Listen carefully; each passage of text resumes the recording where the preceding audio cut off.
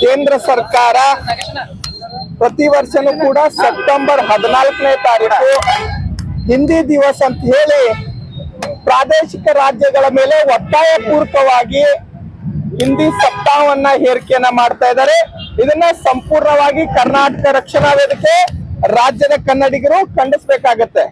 ಯಾಕಂದ್ರೆ ನಾವು ಕೂಡ ಸಾಕಷ್ಟು ಪ್ರಾದೇಶಿಕ ರಾಜ್ಯಗಳು ಕನ್ನಡಿಗರು ಕೂಡ ಕೇಂದ್ರಕ್ಕೆ ತೆರಿಗೆಯನ್ನ ಹಣ ಕಟ್ಟುವುದ್ರ ಮುಖಾಂತರ ನಮ್ಮ ಮತಗಳಿಂದ ಕೇಂದ್ರ ಸರ್ಕಾರದ ಅಧಿಕಾರಿ ಚುಕ್ಕಾನ ಹಿಡಿದಿರುವಂತಹ ಜನಪ್ರತಿನಿಧಿಗಳು ಇವತ್ತು ಹಿಂದಿಯನ್ನ ವಿಜೃಂಭಿಸ್ತಾ ಇದ್ದಾರೆ. ಹಿಂದಿಯನ್ನ ಎಲ್ಲಾ ಕಡೆ ಒತ್ತಾಯ ಪೂರ್ವಕವಾಗಿ ಅದನ್ನ ಒತ್ತಾಯ ಪೂರ್ವಕವಾಗಿ ಹೇರ್ತಾ ಇದ್ದಾರೆ. ಅದಕ್ಕೆ ನಾವು ಕರ್ನಾಟಕ ರಕ್ಷಣಾ ವೇದಿಕೆ ಇವತ್ತು ಅದನ್ನ ವಿರೋಧಿಸಿ ರಾಜ್ಯ ವ್ಯಾಪ್ತಿ ಇವತ್ತು ಕಪ್ಪು ದಿನವಾಗಿ ಆಚರಿಸಿ ಒತ್ತಾಯ ಪೂರ್ವಕ ಹಿಂದಿಯನ್ನ ನಾವು ಸಹಿಸೋದಿಲ್ಲ.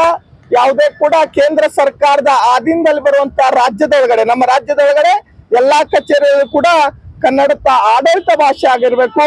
ಪತ್ರ ವ್ಯವಹಾರಗಳು ಕೂಡ ಕನ್ನಡದಲ್ಲಿ ಆಗ್ಬೇಕು ಅಂತ ಹೇಳಿ ನಾವು ಒತ್ತಾಯನ ಮಾಡಿ ಇವತ್ತು ಕೇಂದ್ರ ಸರ್ಕಾರದ ಒಂದು ಭೂತ ದಹನನ ಮಾಡೋದ್ರ ಮುಖಾಂತರ ನಾವು ಇವತ್ತು ಒಂದು ಕೇಂದ್ರ ಸರ್ಕಾರಕ್ಕೆ ಎಚ್ಚರಿಕೆಯನ್ನ ಕೊಡ್ತಾ ಇದೀವಿ. ಅದಕ್ಕೆ ನಮ್ಮ ಇಲ್ಲಿಯ ಸಂಸದರುಗಳು ನಮ್ಮ ರಾಜ್ಯದ ಸಂಸದರುಗಳು ಇದ್ರ ಬಗ್ಗೆ ಎಚ್ಚೆತ್ಕೊಂಡು ಕೇಂದ್ರ ಸರ್ಕಾರಕ್ಕೆ ಒಂದು ವಿಶೇಷವಾದಂತ ನಿಯೋಗವನ್ನ ಹೋಗಿ ಜನಪ್ರತಿನಿಧಿಗಳು ನಿಯೋಗವನ್ನ ಹೋಗಿ ಈ ಹಿಂದಿ ಹೇರಿಕೆಯನ್ನ ತಡಿಬೇಕು. ಇಲ್ಲ ಅಂತಂದ್ರೆ ಮುಂದೆ ಈ ಪ್ರತಿ ವರ್ಷನೂ ನಾವು ಅವ್ರು ಹಿಂದಿ ಸಪ್ತಾಹ ಹಿಂದಿ ದಿವಸ ಮಾಡ್ತಾರೆ, ನಾವು ಅದಕ್ಕೆ ವಿರೋಧ ಮಾಡ್ಕೊಂತಾನೆ ಬಂದಿದೀವಿ.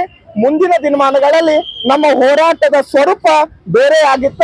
ಅದಾಗಬಾರ್ದು ಅಂದ್ರೆ ಕೇಂದ್ರ ಸರ್ಕಾರ ಇದ್ರ ಬಗ್ಗೆ ಗಂಭೀರವಾಗಿ ಪರಿಗಣಿಸಬೇಕು.